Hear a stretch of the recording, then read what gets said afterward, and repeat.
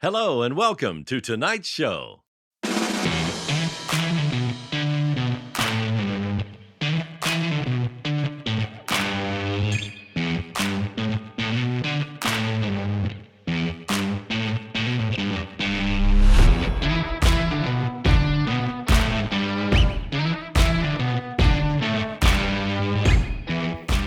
G'day benchers and welcome to a special OTB episode. During my recent trip to the US, I spent some time with Rob Riv. We had an absolute blast. Lots of talking, lots of wonderful food at fantastic restaurants.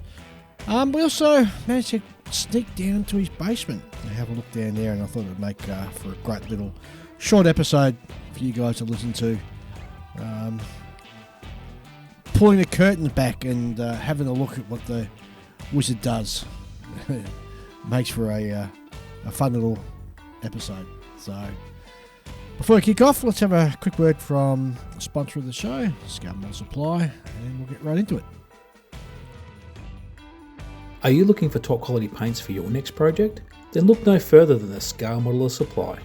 Hi, I'm Scott, and as a passionate modeler myself, I've spent years creating the SMS product range, designing them specifically with a scale modeler in mind. We've worked extensively to develop our acrylic lacquer paint range to not only be airbrush ready straight out of the bottle, but also to be very easy to use so that anyone of any skill level can create professional results with minimal effort. Just give the bottle a good shake, pour into your airbrush and spray at 15 psi. So dive into your next project with confidence, knowing that you're backed by one of the finest hobby paints on the market. Head over to our website scalemodeler.com.au to check out our full range and to find your closest retailer.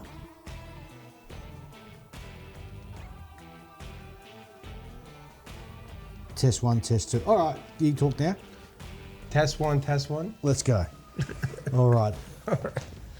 So at last, finally, after all these years, finally going down into Rob Riv's Dungeon of Doom. It's Dungeon of Doom. Which is his basement where he does all of his interesting stuff. Dude, the light is... Hold on a minute. Hold on. The light? Where's the light? There is no light. Turn the light on. Hold How do you see down here if there's no light, man? Hold on a minute. Stay right there. I've got to stay here. I can't move forward. Oh, there we go. Oh my God, check out the size of this stash. Dude, this guy's been on his show complaining about people with big stashes. Dude, I'm cleaning up right now. And he has got the biggest stash I've ever seen right of now, anybody. I'm in the midst of like resorting and moving things. I'm serious. Do you know that your stash is even bigger than Inca's is? This is nothing. This is nothing. This is not. What you mean? This is only a little bit of it. There's like 100 more kits in that behind that door. Oh my God. And oh my God. So let's go into where the magic happens. All right, this is where the magic happens. This is where the magic happens. Right over here. He's got about 20 boxes of tracks open here. I'm sorting everything. You're sorting everything. Look at all the tracks. You did everything from this little room. How do you do all the magic from this little room? There's my spray booth. There's the photo booth. This is God. My lights. Your lighting setup's pretty cool, actually. The lights work great. This is neat. These are the Neat Fies. They're like $100 each, aren't they? Yeah, the Neat Fies give these lights here are like photography lights. Yeah. Oh, yeah. So you can do cold light, warm light. Right, and you can take the percentage down. Yeah. And they're also battery powered, so you can take them out. Oh, no, that's cool, man. And if you want to take them like out on the go. Yeah. And then, and seriously, I'm like, the reason why the whole area is a mess right now is because I've been building, but I'm also like reorganizing as I'm building. Huh. Because I had a break, so I'm like, you know what, I'm going through the tracks and throwing all the old stuff out, stuff that's old. You know, people say I don't paint. I mean, I got... Just show me what... Oh my God, he's got drawers upon drawers of paint. So these stories that he doesn't paint are lies. That's nothing. That's this, and then there's... So you got an IKEA drawer system, which has got 1, 2, 3, 4, 5, 6 drawers. It's all full of paint. Here, look at this. And another 2... Paint. So you do know how to paint. Of course I know how to paint. But hang on, where's your airbrush? That'll really prove the point. Oh, there we go. Airbrushes 3 there. airbrushes there. Yeah. Airbrushes here. Wow. And then we have here, look, I'll show you. You can see this one right here. This is something I've been painting on and off. My auto blinder wedgie. Now that is really nice. It's an Italian cutaway of a. So that's being. I just gotta. It's now all pin marks. I gotta weather it though. Okay, you can hold it. That's not bad at all. Of course, it's not bad. What do you think this is? So you're a good modeler. This is not bad at all. Yeah. That's it. So, obviously, Brad Belsham has been lying about you. Yeah, well, he's jealous. He's jealous right now. But, yeah, that's, I mean, but yeah, what you really want to see is this, though. This is here, What are you back up showing here. me? Oh. I know you're going to fall and trip. I know it's a mess down here. Is there a light switch for that? No, there isn't. But look in that closet. See all those Oh, bins my of God. those are all built models. Mostly some painted, but mostly built and unpainted. Is that a 1/16 scale West? Westby, yeah, there's a Marta 2 that was in the magazine. Oh man, look There's at that. this, and this is the one that's on the cover right now of MMI. This one right here. Right, so people can't see what you're talking about. So you can explain it. Well, this is that. Please, Mark. I didn't realize you were coming down here, so Well, this is the idea to catch you unawares, so I can see you in your natural state. that's the JS2 that's on Oh the cover. my God, that's beautiful. So there's so But much photo etch work in there. Yeah, the barrel is obviously I took out because it wouldn't fit in the bin, but Sure. But you can see, because you've done quite a lot of work on soldering photo etch. all the photo etch and all the fenders. on here, it's all been soldered, and it looks absolutely magnificent. Yeah, that's this cover of this month's August issue of MMI. Well, see, you've been talking about and threatening for some time about having naked models on the front of the magazine. Yeah, so this is the first time we're doing it, for, at least MMI, but Well, I think it's well overdue, because it actually shows guys and gives them a good example. And in some respects, the beauty is seeing it in its natural state before it gets paint put on it. yeah, and a lot of times you lose that. Yeah. Because if you just paint it, it's just another model. Yeah, exactly right. But when you see it in that state, you can see all the work and that it takes to get to that state. Yeah. And it's not easy. No. Because if it was easy, everybody would do it. But here's the beauty about this. There's no glue marks, fingerprint marks, None. or anything like that. Nothing to be hidden None. with paint or hidden with weathering. I'm very like OCD when it comes to the builds. And it shows. Yeah, this It is really. really I'll show shows. you something else. This is going to be this issue, September issue of MMI. Okay. I'll show you this. This is this kit is the conversion, the Demon Barber Designs, who's out of Sweden. Right. He did a conversion of the BT5. The BT5 conversion. Ooh. So I scratch built. So the front fenders. These are all made out of sheep brass that I made myself. Stock brass. Yeah, Why, that's that kit. you've done a really good job. Yeah, so I that's- love that. That looks awesome. yeah. So it's all anything that's gray. Yeah. Is Demon Barber design. Look at that grill. That is- Can you that see grill, yeah. the mesh? It looks like Yeah, a fucking yeah. fence. It does. Looks like a fence. It's all right. I can beep the F word out. All right, there you go. And then the tops I made, because on the Russian tanks, there's old tops and bed rolls on side with Yeah. all the tools. So that's all Tamiya epoxy, which But is even on the perfect. hinge, you've put a bit of brass through Yeah, the the hinge brass. to show that Right. it's actually a hinge. That's Just gonna. It's not glued in, so it's Yeah. gonna move around a little bit. But Yeah. yeah, because it is workable. Wow. And the fenders, like I said, these were all in the article. You'll see how I used the kit part as the guide using tape, Yeah. and then I cut it and I put the tape on the sheep brass. I cut it out and then I sand it and make it into. So what did you cut the sheep brass with? Just a side cutters or? No. I got. I have Tamiya photo etch scissors. Oh. Yeah, it's pretty amazing stuff. Yeah. And this is great. These are all workable. These are all 3D printed tracks. Yeah, this is the conversion. So this is going to be in this. When I was waiting for you at the airport, I was writing the article for this model. Well, people are going to need to see this. Yes, I had this posted on my page, but this is really cool. Hobby Boss is the base kit. Hobby Boss BT2. And it's the BT5 conversion. It's really nice. Wow. So that's going to be in the September issue of MMI. There you go. There you go. At last. I know down it's a mess the in actual here. There. You know, I don't have it on the. Do I have on the bench stickers here? I don't have it on the bench sticker. You should do. I'm sure I've I sent you have some. a T-shirt. I don't know if I have it on the bench sticker. Oh, I can get you one. I don't. But that's where we're at right now, Mr. Goldfinch. I can get you I know one. it's a mess down here, but like I said, I've been resorted because look at all these tracks. Yeah. I'm sorting things out because what's happens is I spend more time looking for shit than being able to know where it is. What constantly amazes me is how much people can produce at a very small workspace, Oh, yeah. and you're a classic example of that. Yeah, and then that TV is when I do my recordings of a video, that's where I put the camera, the Nikon. So I take all my pictures for the magazines here with my Nikon. That's a nice swing arm for your Yeah, camera mount. What's that called? A iron hand module. I got this, believe it or not, I saw this advertised on Facebook, and I was like, this is awesome. It was better than the one that I had. And you just hook your phone, and then it goes right to my monitor. So I don't even have to, I can just look straight ahead and it broadcasts real time. And what does these retail at? Do you remember? Oh, it was like $100, not just about $100. It wasn't that much. $100 well spent. $100. And these well lights spent. are awesome, man. Rick Lawler, everybody knows Rick Lawler from Yeah. AK. Yeah. Rick told me about these lights. So Julian actually put me onto something similar to these lights, actually. Yeah, but they're very I haven't bought them yet. they're great bench lights, very great. These are great bench lights. And what I'm working on right now, I'm working on an early Panzer II from IBG, that model right there.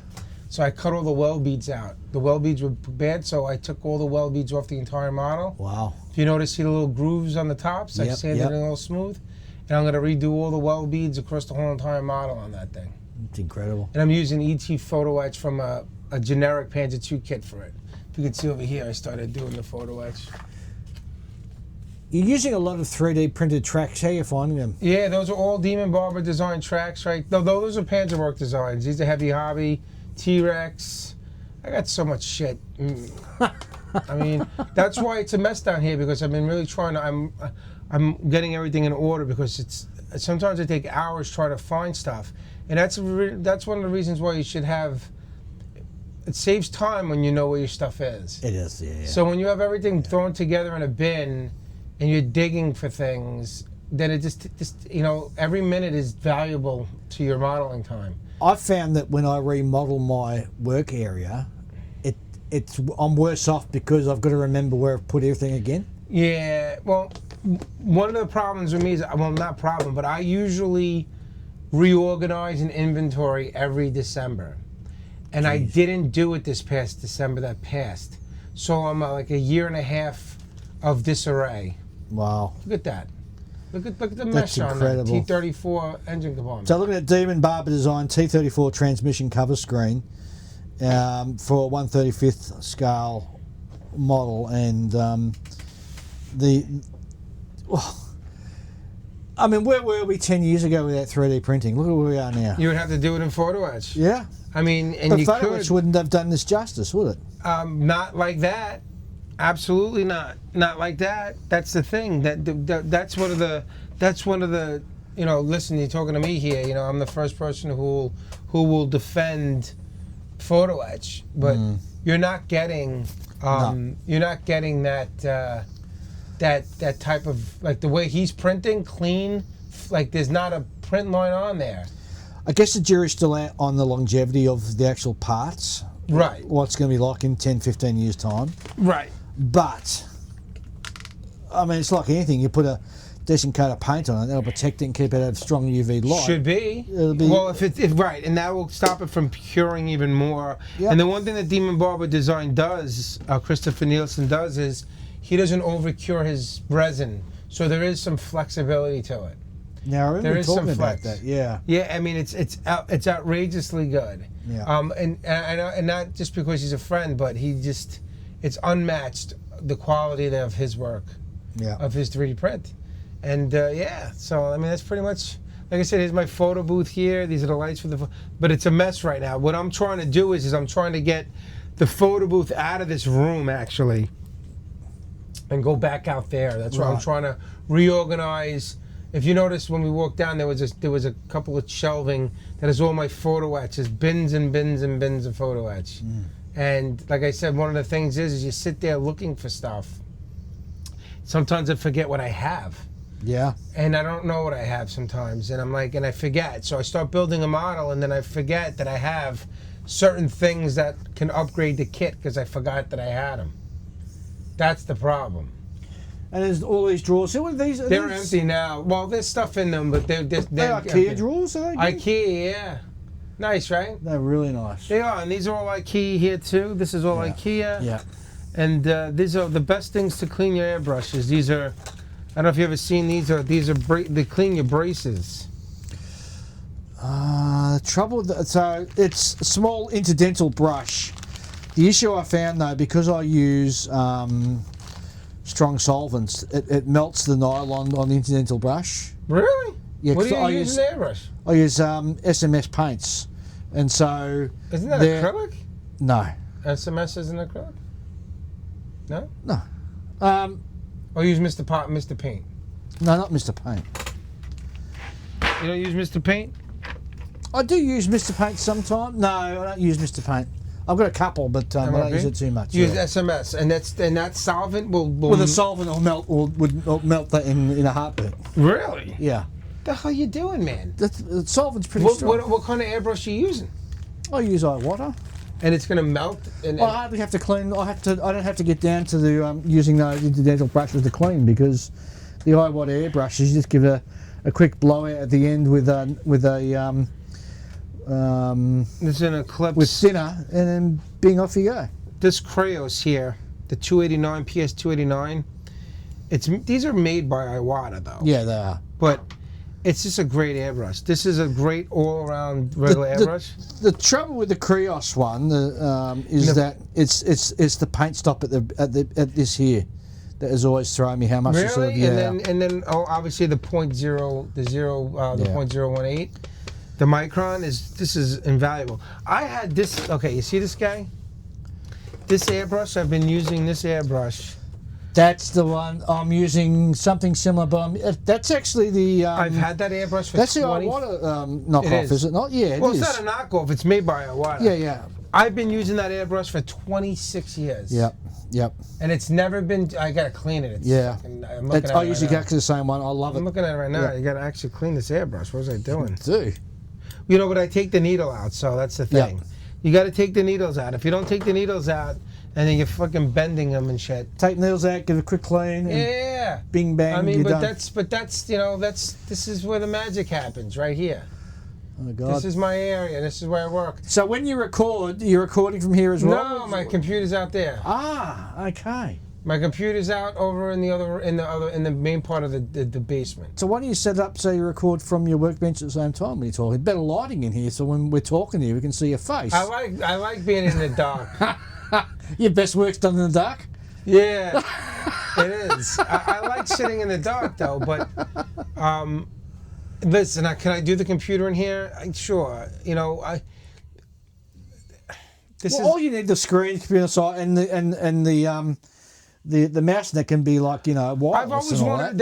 I believe it or not, at one point this room was going to be redone, like totally, like this is a basement. You know what I mean? And this room was going to get gutted out. I was going to redo the sheetrock, put like hard floor in here, do all like the closets by design, all the hobby shelves and everything around.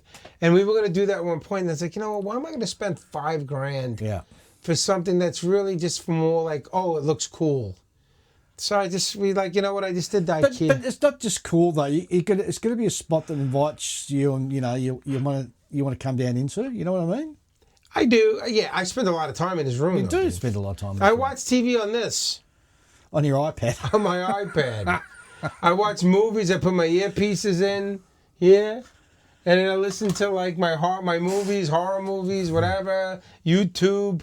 Right from here, and this is where I work. Yeah. You know, I mean, that's all like the weathering products that are there. That's for quick reference, but I got, like you said, I got so much paint I have. Look how many AK weathering products you got. I got a ton of shit, man. God. People like, what's going on here? How much stuff you got? I got a lot of stuff. It's a lot of stuff. It is. A lot of stuff, man. Well, it's been really wonderful coming down and seeing where you work and what you do. You say, how the hell do you build the way you do? Well, that's what I'm saying. Mess? Well, it's a mess right now because you're catching me sorting. You see all the you can tell that I'm sorting. Yeah, here. but if I came down when it was, if it would you be knew I was coming down and it was clean, I wouldn't see it in its natural state. Well, this is not really its natural state because I don't normally do this. Like I'm like really going through my stuff to start weeding out stuff and throwing things out and just trying to reorganize a little bit because I just got so much stuff. And like the last kit that I worked on, I was spending so much time looking for it in my stash that I was like, I got to reorganize so that way when I need something, I can't be wasting an hour, on a modeling night looking for something. Yeah. Because your modeling time is precious. It is precious. And when you're organized, it just makes it easier. Yeah. And, over time, you become unorganized because when you're just throwing things here, putting things there. But like I said, every December, you know what? If you ever look at my box of, like, plastic stock, I usually try to keep it in order because when you need a certain piece of plastic, if it's not in order, you're digging for hours. Now, that's one thing I am religious about is my plastic stock, keeping it in a half decent state. Yeah. And now, and that's something I gotta sit down and I gotta sit Indian style in the middle of my freaking basement over here, and I gotta be like a little kid playing solitaire on the floor with my plastic card. That's exactly what it's gonna be, But yeah, I mean, this is. I mean, I probably want. I build a model, like build. Forget about the paint right now. But it's the build. I build a model, soup to nuts, photo etch, extra detail. I probably build a model like every 3 weeks. Right. Which is that's a lot of models. That's a lot of models. You saw my closet there. I saw your That's closet. deep. Yeah. You're looking how I'm at the front of my closet and I have no more room to put models. Yep. There's no more room for me in that closet. The whole, all the shelves are taken up. The floor is taken up. I've given models away, Dave. You're gonna have to give more away, but it looks I like. got a lot of stuff. I give away a lot of stuff, man. That's a helmet. My friend Ken Schaefer gave me that little mini Islander helmet as a gift, and it's signed by Dennis Potvin. You don't know who that is. Do you? I do the same thing. I don't label my drawers, and it kills me because. I try and remember what's in each one, but invariably I'm looking for something, I can't find it, and then a week later I'm looking for something else and I come across what I'm looking for. Well, those drawers right now are empty because I'm taking stuff out and redoing it. It's still full. There's a couple of drawers. Like, okay, the top drawers is all putties and stuff. So you're going in there and it's like all supplies. Like, look at it. I stock up because you never know when you need shit. I know. So look at all the extra thins. Look at all the putties. We're looking. Tamir Extra Thin. He's probably got 10 full bottles of Tamir Extra Thin. Look at all these and this. Tamir Putty, there's at least 5 unopened. Needed tight, and then I've all my Ziploc bags. And then you talk about more weathering products. There's even more here. Yeah. There's so much shit. Oil paints. I mean, I don't know what else to do. Look at all the model casting tracks that I used to hoard. Yeah. There's like 20, 30 sets of, maybe more than 30 sets of model casting tracks up there that I used to hoard because I was worried about not being able to get them. And look at it now. Fast forward, they're pretty much don't worry about it. Did I knock something over? No, it's the boxes that the Panswork design stuff. It's pretty much, they're kind of obsolete now, considering what you have available in 3D print. Yeah. But they're still good tracks, though. They are, but unlike, let's say, for instance, you're buying a set of, like, using a set of, like, here, Heavy Hobby or T-Rex or Demon Barber design tracks, they're all cleaned off and not on the build plate. They're all clean. Yeah. Those, you got to clip off of the sprues, sand them. Yeah. You're spending probably 10 hours of build time just to clean those tracks up. Yeah. You can make a full set of these in an hour. Yeah. That's the benefit of 3D printing. If you get a good company that takes them off the build plate. Yes. If someone doesn't, which most of them do, that's just going to just take up more time, you know? So, I mean, listen, it is what it is. And it's, like I said, when you're organized, things are better. And you can see in there, like, this place was a mess in there. That you're seeing it like right now with me moving things around right now. Well, the lights aren't exactly on there, so I can't really see what's in there yet. I've got an impression of what's in there. That's why we make flashlights. My poor Dave, I didn't know you wanted to come down here. I did. Yeah. Look, I'll show you. So come here. All right, we're walking through the other part now. So here's what, I'm moving out this stuff here because this is all 148 scale, right?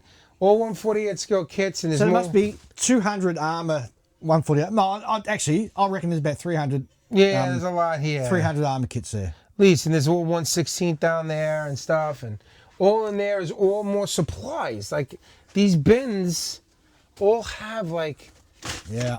more stuff in them, like Plastic tote bins, like all full of stuff. all full of stuff. Like But you've these are- probably forgotten what's in them. But yeah, bins and bins and bins and bins of stuff. Yeah. And it's like I'm saying, and I say to Dad, like, we want to sell this house and get out of here in the next couple of years. You got a couple of years to get organised. Organized. I got to get a couple of years to get rid of this shit. You know what I mean? I mean, it's like it's crazy. You know. Oh my God! Look, there is actually a Tamiya F-14D Tomcat, Yeah, and an aircraft amongst all of the. Hold on. Let me see if we can find it. Hold on a minute. There's. Oh, now Mr. Dave Knights will be very happy. All right, so about this is what's going to happen. So hold on. So I'm redoing another one. I'm going to show you this. We'll bring this into the other room. All right. We'll bring this back into the room here. So this is the one I had before. So we do a thing called the turkey shoot, right? Come here. We'll go back in my room. Yep. So what happened was, we were doing this for the turkey shoot. I was having a lot of fun with this, but I had a lot of problem with the decals. So I was like, you know what? I'm going to put it to the side, and I'm going to redo another one when I have time to take my time. That's how I was doing it at the time. my God! Look at that. The paintwork's beautiful. The decals are crap. Right, so the decals got all messed up. Yeah. But the paintwork was The looking good. paintwork is really nice. So that's what I was doing. That work in a cockpit is for a 72nd scale. That is, get out of here. That I is did that. sensational. Yeah, well, obviously it's like red, but I did it though. It looks good, right?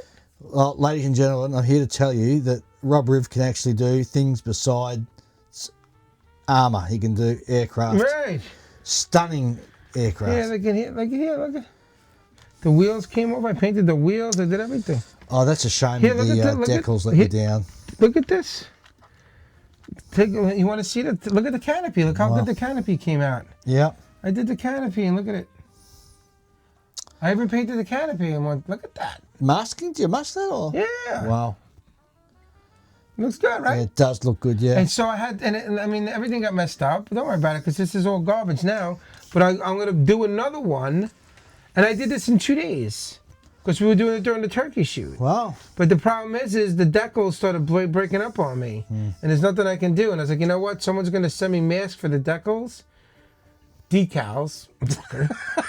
And but I had a great time painting it though. Yeah. And it's nice and smooth. I mean, I think I used... That is beautifully smooth. Right? I didn't do a bad job. Right? No, it's... and I was going to weather it up and like chip it and stuff, but I didn't get a chance to do it. Well, it's not your fault that the decals went awry. The decals went south. And I was like, you know what? I'm buying another kit, which I did, and I'm going to build another one. Well, how much are the kits? I mean, they're only about, what, $15, $20? Yeah, $20-something. Yeah. Listen, man, in the grand scheme of things, with all the freaking money I spend, don't worry about it. You can spend this came up because of the way it was sitting in the box, but that's no big deal. Yeah. Again, it's probably going to go in the garbage because it's never going to get done, but I'm going to build another one. So give it to a 12-year-old kid down the road. But if anybody ever says Rob Riv doesn't paint models... Well, I'm here to tell you that Rob Riv does paint models. I've seen evidence of it. Yeah, a lot of evidence of painted models in here, man. If I can get in my closet, I can show you more, but I can't get in there. But this is it. Well, ladies and gentlemen, that's a bit of an insight into Rob Riv's build room downstairs. His man cave / it's a mess down here. Happens. It's a mess. It is. You need a tetanus shot down here, but we'll be all right. And let me tell you, just as a public service announcement, if you ever hear that Rob Riv is going to be having a yard sale, get down here because the stuff he's got here is going to be awesome. A lot of stuff. Yeah. I mean, I hoard things. That's the problem. We're hoarders. All right, mate. Thanks very much for letting us come down and have a look. Thank you, awesome. Dave. No Thank you worries. for coming down here. Catch you later. That's funny. Yeah, there was a lot of fun recording that, and I had the best time with Rob in Long Island. We just had an absolute blast. If anything, it wasn't long enough, so maybe next time I get to the US I can rectify that. We'll just have to see how it goes. I hope you found this amusing as I did. It was sure a lot of fun recording it. So we're back shortly with our regular episodes. So in the meantime, stay well.